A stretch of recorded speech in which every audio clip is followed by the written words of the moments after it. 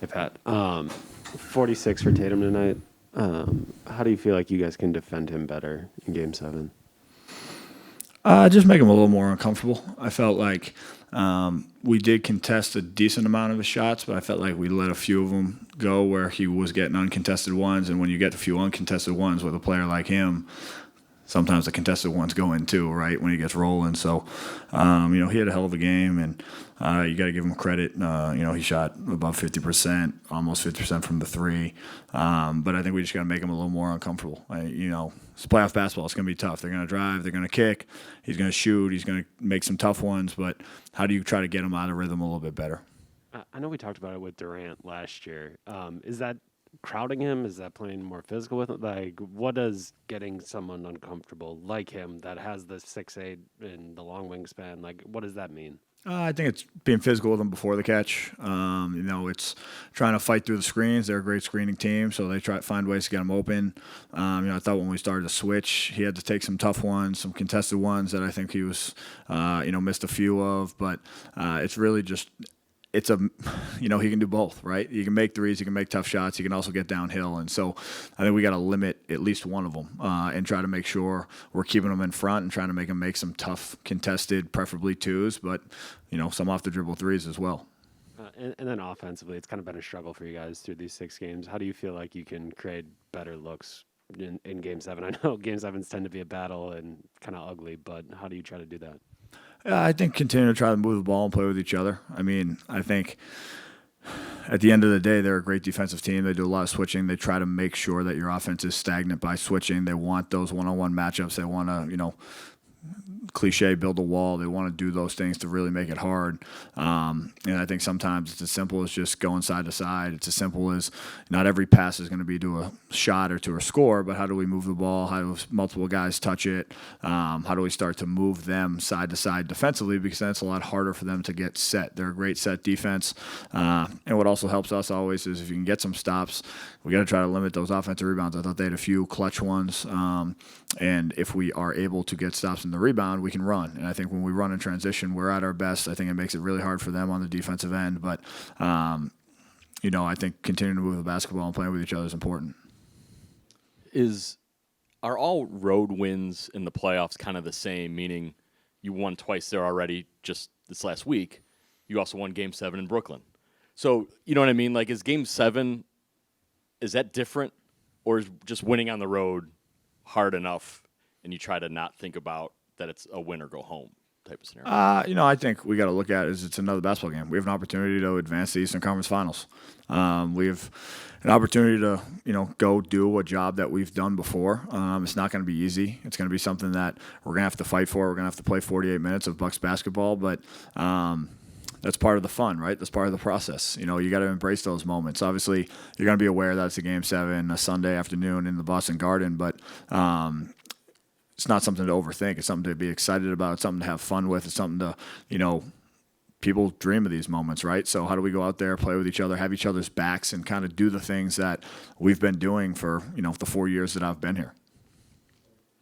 I had two questions. They shot 43% as a team, you guys 41%. Is that just kind of what you would expect from two really good defenses in general, that the numbers come down?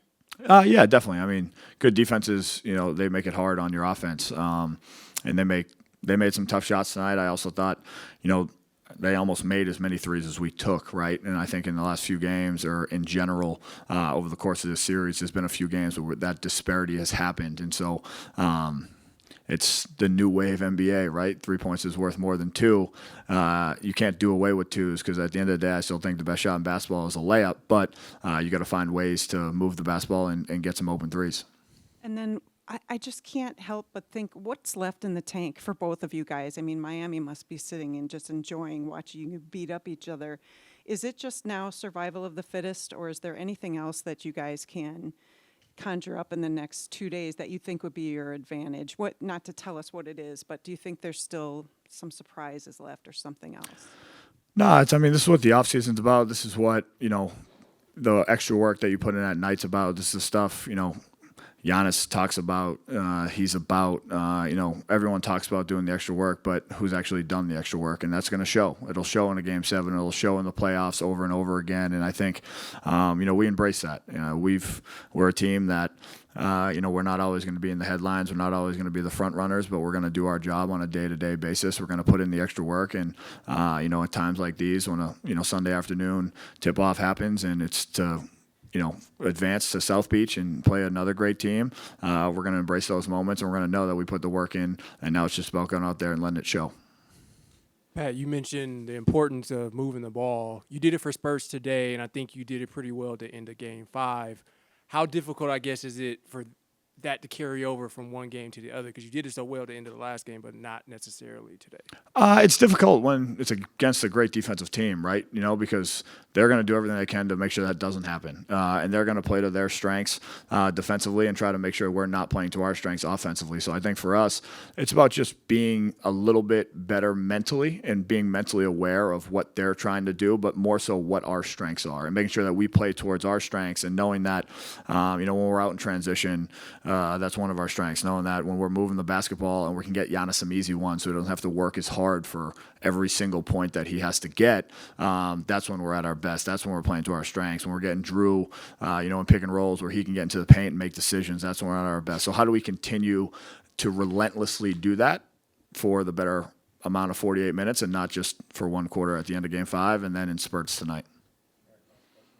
You've had some success hitting threes, but as a team, you guys just haven't been getting them up like you normally do. What have they done to keep you guys from just getting threes up? That's part of what a switching defense does, I think. You know what I mean? And I think for us, it's about making sure that there's still open guys out there. They're just harder to find. And look, they're a great defensive team. They got length, they got athleticism, they got the ability to defend the rim and the three-point line. But at the end of the day, you got 24 seconds. If you take a quick one, or if you go to come down and so one pass shot or a no pass shot, you're playing to their strengths. They're not working as hard defensively, and then offensively they have more energy for that, right? We're working hard defensively, and I think our defense has been great. I think our offense has been working hard, but how can we work a little smarter? How can we continue to move the basketball side to side so that they have to work a little harder on defense?